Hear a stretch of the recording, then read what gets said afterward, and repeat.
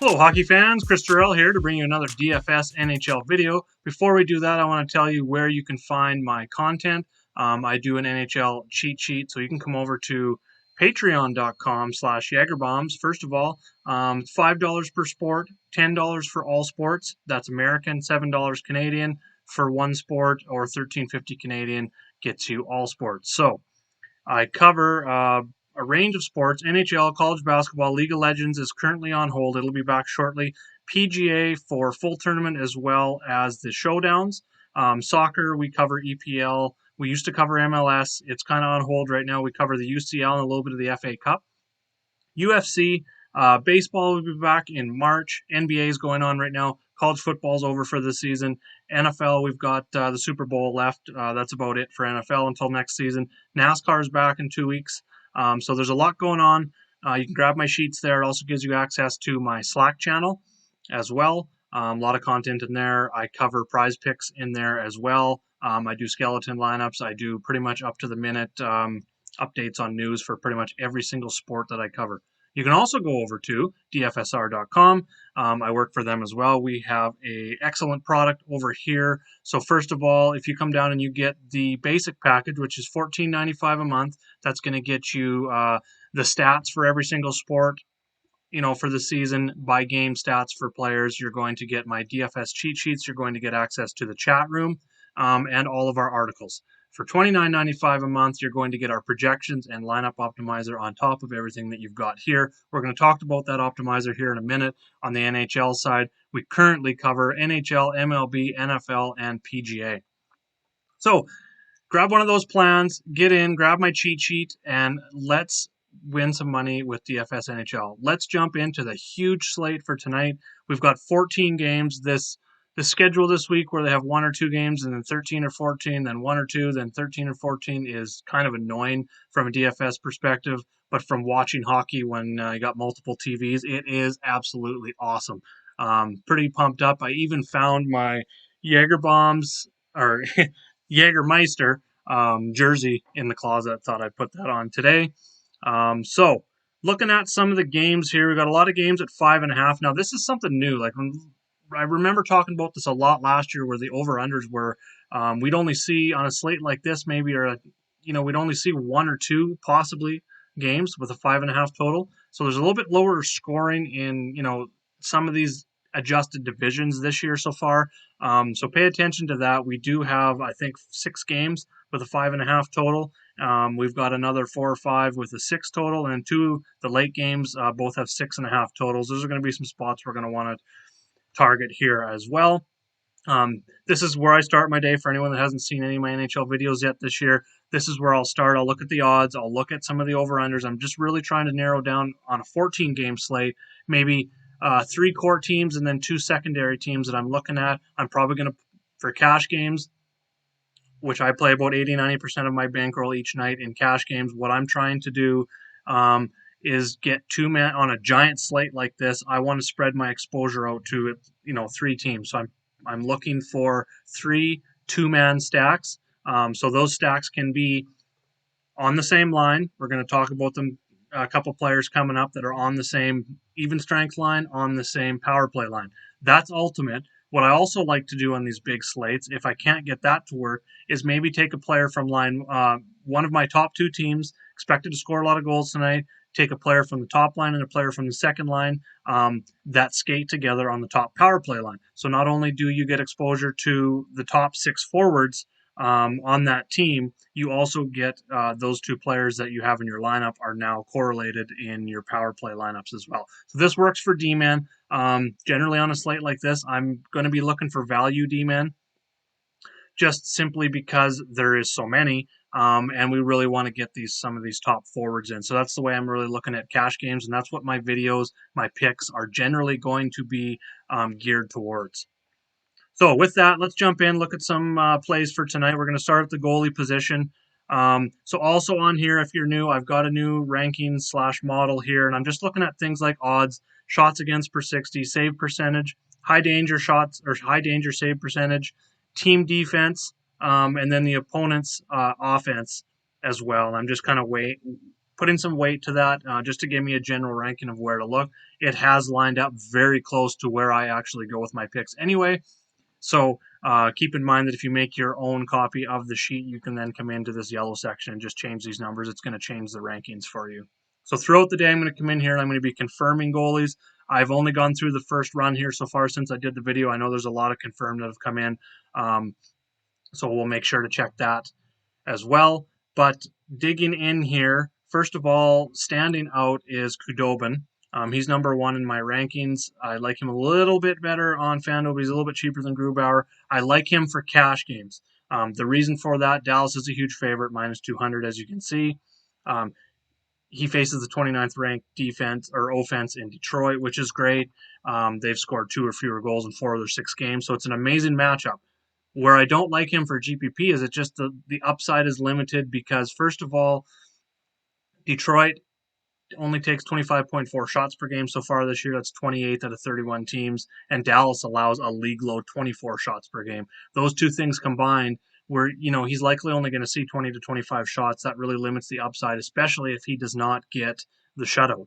So we're really banking on a shutout for GPP, and still those extra 5-10 shots that we can get from other goalies without a shutout can sometimes really help us throw out our lineup. So that's why I'm really only looking at Khudobin for cash. Grubauer stands out for me as well. Would be my top goalie overall, just simply because he's a little bit bigger favorite, right in that exact same price range, only a few hundred difference here. It looks like, on the surface, well, Chris, he's only facing 26.7 shots. That's only 3 more shots per game. Well, that's only 3 more shots per game, but let's keep in mind that he's played Anaheim twice. They're 30th in shots per game, and LA once. They're 23rd in shots. The other game he faced was this San Jose team 2 nights ago. They got 30 shots on him, and San Jose is also 6th in the league so far with 34.2 shots per game. So there's just more leading to a higher upside with Grubauer here tonight going up against San Jose.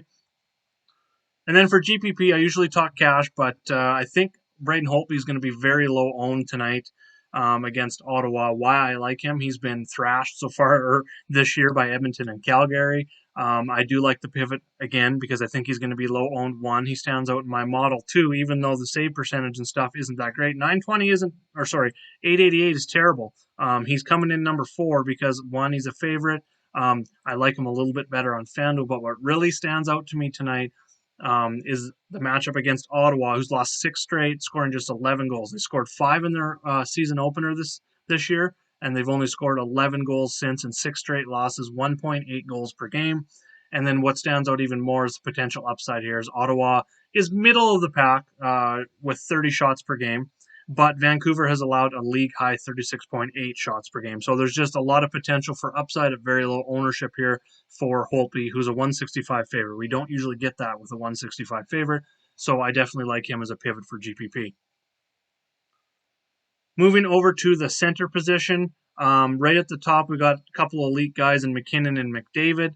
As you can see, I've got one as McKinnon as a core, McDavid as a GPP, and I'm going to tell you why. I personally lean McKinnon for 3 reasons. Colorado is a much bigger favorite, projected for over a goal more, 4.3 implied goals to 3.1 for Edmonton, minus 250 favorite versus a slight underdog at plus 110. That might even go towards an Edmonton favorite by game time, but I still think Toronto's going to be the favorite here by game time. McDavid provides a higher ceiling. He's had some real big games this season, like 50 point, 40, 50 point upside. We know McKinnon has that upside. He hasn't shown that yet this year. That huge upside like McDavid, but McKinnon has provided a higher floor via the shot volume. As you can see here, he's 23.9, Corsi 4 per 60 to McDavid's 15.6. While their shots per game are close, the Corsi is what really stands out to me. Corsi is just shot volume. That's like targets in football. Corsi 4 just stands for shots attempts. So while we have shots, actual shots that hit the net, Corsi 4 is shot attempts, which is the shots that hit the net, shots that miss the net, shots that are blocked. So it's overall shot volume. He also has 4 more scoring chances per game here as well. So just more stands out that I'm going to be paying up for McKinnon, especially on FanDuel at $8,500 or $300 cheaper. It's a little bit closer on DraftKings, but I'm still leaning McKinnon here. And then if we want to go down to value to kind of make a little bit stars and scrubs work, even though because we're going to be paying up for goalie, like I talked about in cash. Going to be paying up for McKinnon. If that's the route we're going to go, we're going to need some value. So I do like Nick Schmaltz here for Arizona. It's more of an opportunity play. Skates the top line, power play too. He's also showing some nice shot volume with 3+ shots in 4 of his last 5 games, and he backs it up with a 14.8 Corsi for 14.8 shot attempts per 60. Trocheck, don't really love the matchup against Tampa Bay, but he's been excellent this season. He's in that mid. He's just too cheap. He shouldn't be in this range for the type of player that he is. He's getting over 17 minutes per game. He has excellent shot volume here at 20.5 Corsi for or shot attempts per 60, getting almost 15 shots per 60, 5 shots blocks per game. He's only had 3 games, so it's a little bit of a small sample size here so far with Carolina. But that price is just too cheap for a guy that's getting 3 to 5 shots per game and is getting power play time as well. Moving on to wingers. First one stands out. Talked about McKinnon. If we're playing McKinnon, we are playing Mikko Rantanen. He's number 1 in the model. For some reason, he's been lower owned this season. I don't quite get it. He's got a goal in 6 straight games. While I don't think that's sustainable by any means, he's backing it up with a pretty good 16.6 shot attempts per 60, 12 shots. He's getting over 4 shots per game. Couple blocks here or there, but he's not a guy we're going to rely on in blocks. He's got a great matchup versus a terrible defense, and he's still under 8K on FanDuel. So there's your top winger tonight. If you're playing McKinnon, you're playing Rantanen. That's my top 2-man stack of the slate. If you want to go a little bit more balanced, I definitely like Gurianov. The price is really taking a jump on DraftKings, but I still think it's some room to grow there. Love the value on FanDuel. He has a point in all 3 games for Dallas so far this year. He's averaging 4 shots per game. Dallas has a top matchup versus Detroit's 23rd ranked defense and 25th ranked penalty kill, so he stands out. The model loves it as well. Going down to a cheaper play, 80th in the model, so I mean it's nothing great here. The thing with Puljujärvi is, I don't even know if I'm saying his name right, but the thing is, he started out the season not on the top line. I'd have to check the lines here right now, and I'm going to jump in to see if Edmonton actually has their morning skate information out yet today. They do not, but last game he was skating on the top line with Connor McDavid, so I'm definitely liking that. And as long as he sticks there, that 4,300 on DK is fine. The FanDuel price 3,800 is awesome as well.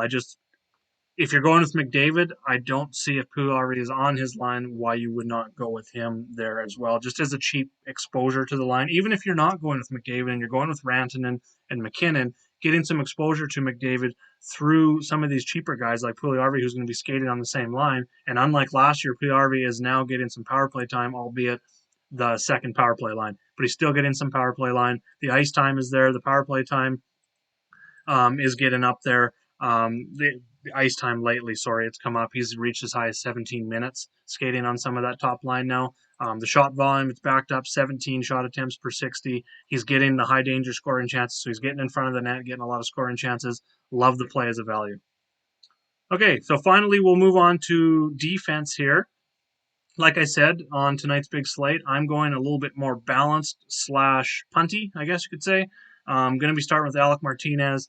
The DFSR system's been on him all year. I've been on him all year. He doesn't provide a ton of upside, but he's getting 4+ shots, blocks, and he's had 4+ combined shots, blocks in 6 of 7 games this season. That's just a very high points per dollar floor.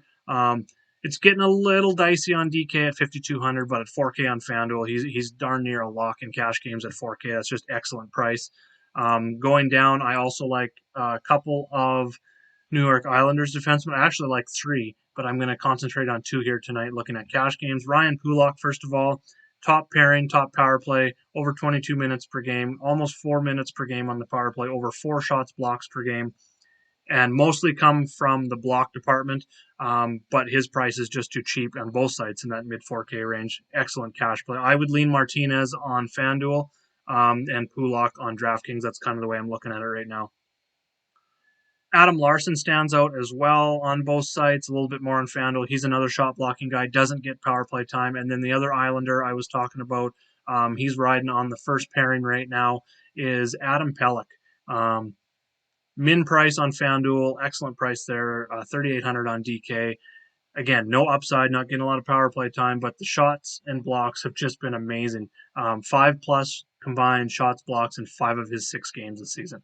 So that is excellent as well. The other guy I was talking about, Noah Dobson here, I'm actually going to highlight him as a GPP play. He doesn't get the same shots, blocks, points per dollar floor, but he has the upside on the top power play there. It showed last game. He paid off for us big time.